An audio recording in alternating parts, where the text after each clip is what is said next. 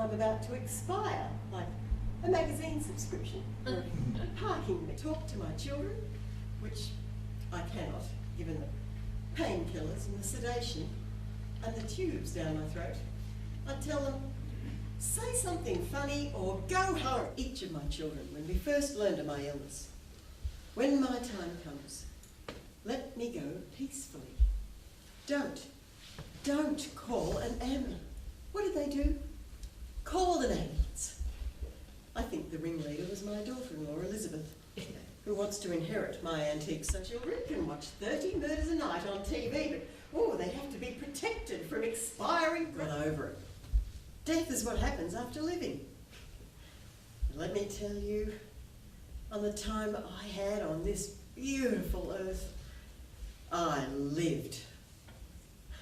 Once the kids were grown, I threw myself into, I played all the great roles. Ophelia, Gertrude, Viola, Rose in I played Maine. Life is a banquet, and most poor sons of bitches are starving to death. So live, live, live! Oh yes, it'd be great to go out with something fun and festive, like a Last Waltz party. They don't put margaritas in the IV bags here. Now, there's a thought that would really fly in this ward. Margaritas! Something's happening in there, something. I don't want to go in there. No. Is it my turn?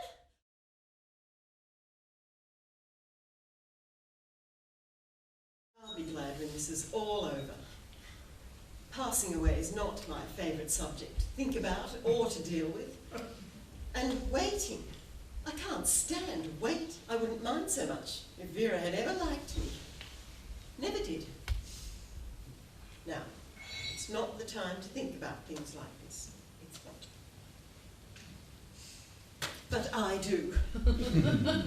From the minute I stepped into Vera's house and James introduced us, it was like I stood looking down, petting that awful little dog she used to have. The one she allowed to shed white hair all over that lovely antique sofa. She indicated that I should sit on that sofa in my brand new, expensive black wool dress. When I got up, I looked like I'd been dragged backwards through the door. I had no taste in any area. I thought about bringing something more appropriate to read, but I thought, no, that's not right. I should read to her the books of her own choosing. Just seemed like the right thing to do. And heaven knows I always try to do the right thing. I said to Marianne and Tricia, it just seems senseless to keep a person alive when they're not actually alive. Well, not in the ordinary sense of the word. I'm the only rational one in this family, the only one keeping her head, while they're all going to be left bearing the whole burden. Oh, she's not my mother, for God's sake. Any mothering I've had is, I hate to admit it, has come from Vera. True, and I never thought of it that way before. How odd that today it's almost like Vera and I have changed places. What a time to feel a real connection to her. A little late, Elizabeth. What have these long days and nights been like for her? Able to make even the simplest request. If there was pain, could she say so?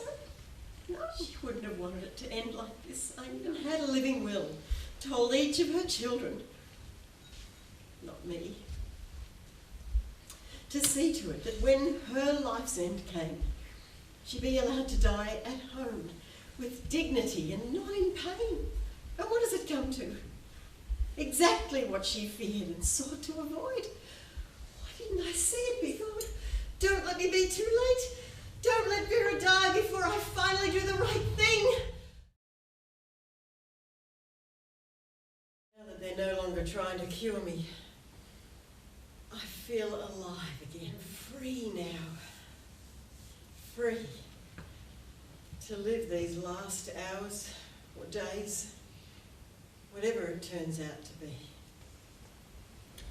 as I wish. This precious time at home has brought me closer to Marianne and Tricia as well. They come off and hold my hand, do what they can. But Elizabeth is the strong one. She's not one of my children, but I hold her as dear to me as if I had carried and borne her.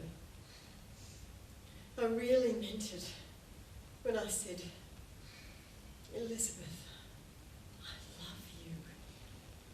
And we hugged, a real hug.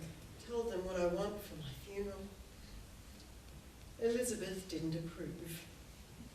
And I said, Elizabeth, after a lifetime of marching to my own drumbeat, is there any sense in being proper and conventional now? She just shrugged her pretty little shrug. She wrote it all down. I know she'll take care of things the way I want them.